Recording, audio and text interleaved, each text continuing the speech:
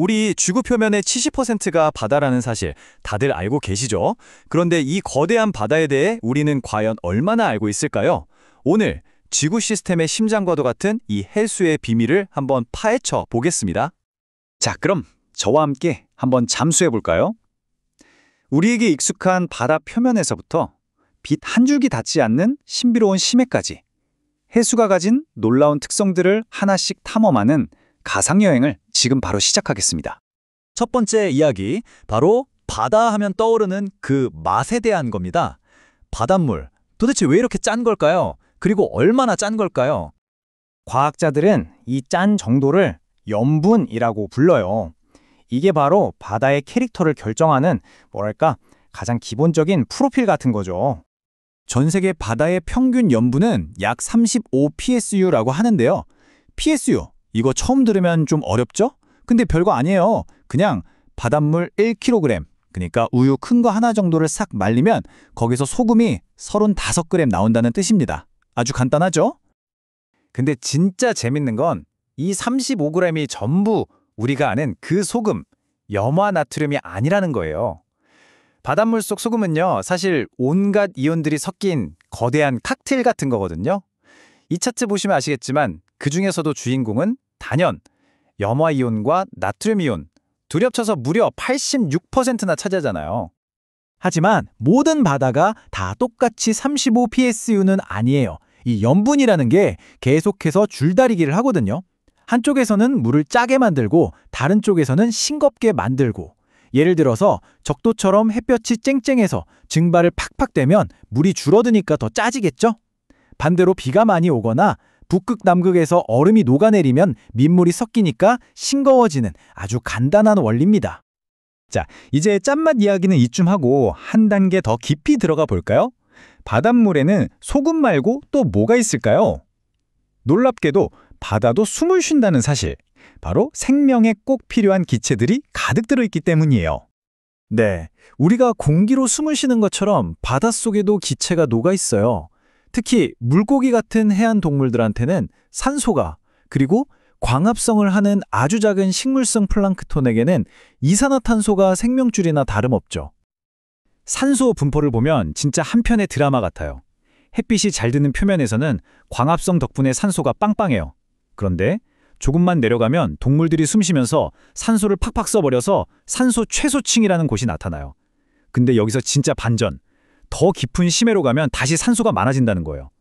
이 산소 어디서 왔을까요? 놀랍게도 저 멀리 차디찬 극지방에서부터 가라앉아서 온 거랍니다. 이산화탄소는 산소랑은 거의 반대 패턴이에요.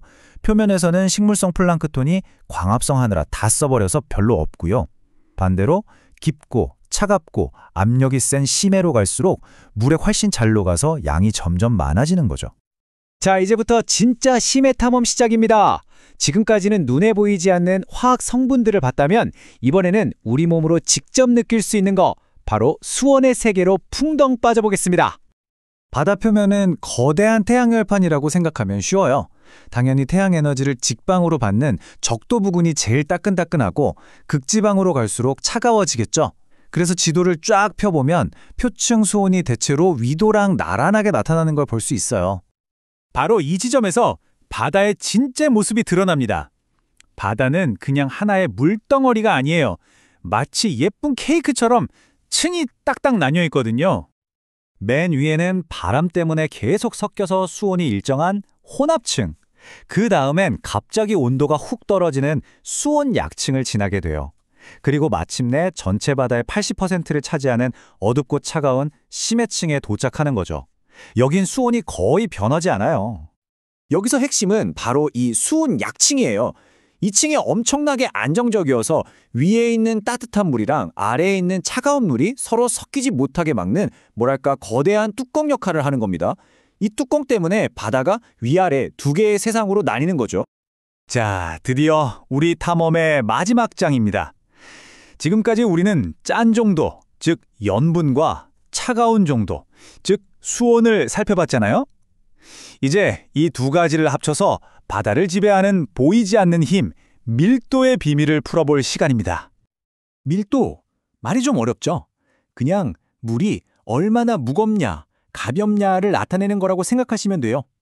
이 밀도에 따라서 어떤 물은 위로 뜨고 어떤 물은 아래로 가라앉고 운명이 정해지는 겁니다. 규칙은 아주 심플해요. 첫째, 물은 차가울수록 무거워진다. 둘째, 짤수록 무거워진다. 그래서 차갑고 짠 물이 제일 무거워서 바닥으로 가라앉는 거고요. 따뜻하고 싱거운 물은 가벼우니까 위로 뜨는 거죠. 보통은 염분보다는 수온이 밀도에 더 큰 영향을 줘요. 해양학자들은 이 복잡한 관계를 한눈에 보려고 TS도라는 걸 써요. T는 수온, S는 염분. 이 두 가지만 알면 이 도표에서 딱 찾아서 이 물의 밀도는 이 정도구나 하고 바로 알 수 있는 일종의 비밀지도 같은 거죠. 바로 이 밀도가 바다의 층상 구조를 만드는 최종 보스인 셈입니다. 결국 오늘 우리가 본 모든 게 여기서 하나로 딱 만나는 거예요. 바닷물의 수온과 염분이 만나서 밀도를 결정하고 이 밀도 차이 때문에 바다가 아름다운 층을 이루게 된다는 것. 이게 바로 오늘 탐험의 핵심 결론입니다. 지금까지 우리는 해수의 정적인, 그러니까 멈춰있는 듯한 특성들을 살펴봤어요. 바다가 밀도에 따라서 차곡차곡 층을 쌓고 있다는 걸 알게 됐죠. 그런데 여기서 이런 궁금증이 생기지 않으세요? 이렇게 성질이 다른 물들이 과연 얌전히 층만 이루고 있을까요? 만약 무거운 물이 위로 올라오거나 바람이 바다를 힘껏 밀어버리면 어떻게 될까요? 바로 그 질문이 우리를 다음 이야기, 거대하게 움직이는 바다, 해류의 세계로 안내할 겁니다. 오늘 저와의 바다 탐험 즐거우셨나요? 함께 해주셔서 감사합니다.